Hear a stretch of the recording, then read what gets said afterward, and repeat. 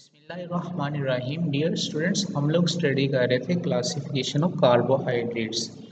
तो आज हम नेक्स्ट टाइप ऑफ कार्बोहाइड्रेट्स को देखने वाले हैं जो है ओलिगोसैकेराइड्स। बच्चों सबसे पहले फर्स्ट ऑफ ऑल इसका लिटरली मीनिंग देख लेते हैं। What is the meaning of oligosaccharides? Oligo बच्चों ओलिगो कहते हैं फ्यू को, और saccharides mean sugars. The carbohydrates which consist of few sugar units.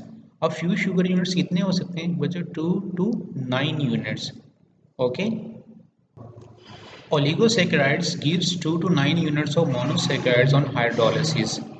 बच्चों oligosaccharides जो है ना हाइड्रोलिसिस पे 2 to 9 units of monosaccharides yield करते हैं। और व्हाट इज हाइड्रोलिसिस? बच्चों हाइड्रोलिसिस कहते हैं the breakdown of a big molecule, the breakdown of a polymer in the presence of water. ये किसी लार्ज मॉलिक्यूल की वाटर की प्रेजेंस में ब्रेकडाउन को हाइड्रोलिसिस बोलते हैं। तो अगर बच्चों ओलिगोसैकेराइड की आप लोग हाइड्रोलिसिस करवाओ ना, तो उससे आपके पास 2 to 9 units of monosaccharides produce होते हैं। Therefore they are classified as disaccharides, trisaccharides, tetrasaccharides etcetera, depending upon the number of units they produce on hydrolysis.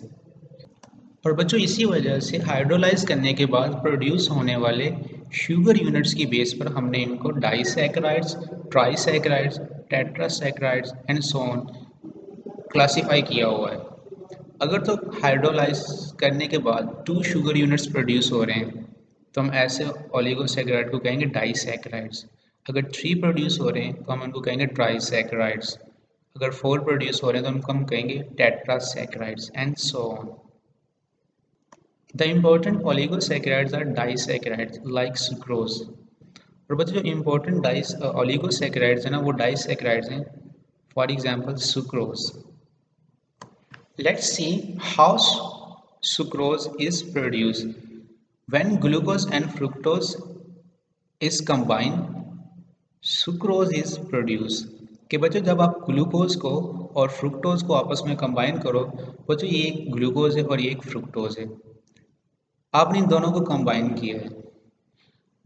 आप लोग कोई बिग मॉलिक्यूल बना रहे हैं तो आपको मैंने बताया था कि बायोलॉजी में बच्चों जब भी किसी पॉलीमर की फॉर्मेशन होती है ना किसी बिग मॉलिक्यूल की, तो हमेशा वाटर की रिमूवल से होती है, जिसको हम डिहाइड्रेशन सिंथेसिस कहते हैं। जिस प्रोसेस को हम डिहाइड्रेशन सिंथेसिस कहते हैं।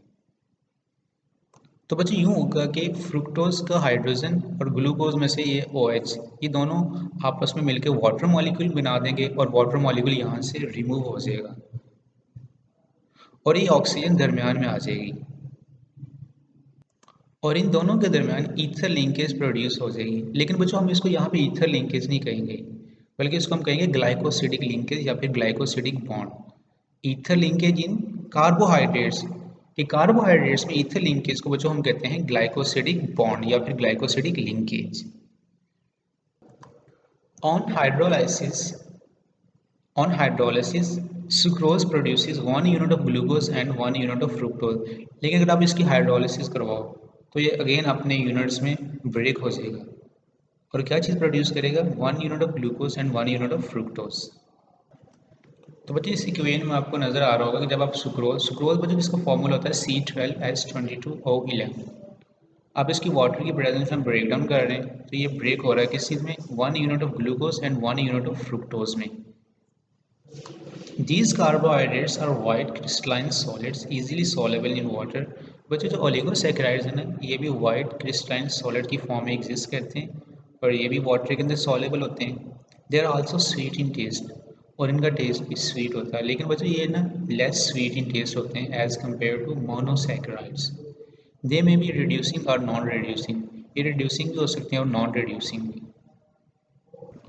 तो बच्चों आज के टॉपिक को मैं इनकैप्सुलेट करता हूँ। आज हमने स्टडी की हैं ओलिगोसैकेराइड्स। ओलिगोसैकेराइड्स आपको बच्चों मैंने बताया कि ये हाइड्रोलिसिस पे 2 to 9 units of monosaccharides produce करते हैं और हाइड्रोलिसिस के दौरान प्रोड्यूस होने वाले शुगर यूनिट्स की बेस पर हमने इनको डाइसैकेराइड, ट्राइसैकेराइड, टेट्रासैकेराइड्स में क्लासीफाई किया हुआ है। और लेकिन जो मोस्ट इंपॉर्टेंट ओलिगोसैकेराइड है वो है सुक्रोज, और इसके अलावा जिसको जिसको हम बच्चों शुगर केन शुगर भी कहते हैं। ओके, इसके अलावा कुछ और भी डाइसैकेराइड जैसे लैक्टोज है जिसको हम मिल्क शुगर कहते हैं, माल्टोज है। Okay, on hydrolysis sucrose produces 1 unit of glucose and 1 unit of fructose. अगर आप सुक्रोज की हाइड्रोलिसिस करवाओ तो उससे आपके पास 1 unit of glucose and 1 unit of fructose produce होती है। और ओलिगोसैकेराइड बच्चों वाइट क्रिस्टलाइन सॉलिड्स की फॉर्म में एग्जिस्ट करते हैं, वाटर के अंदर इजीली सॉलेबल होते हैं, ये भी स्वीट इन टेस्ट होते हैं और ये रिड्यूसिंग और नॉन रिड्यूसिंग दोनों ही हो सकते हैं। अल्लाह हाफिज़।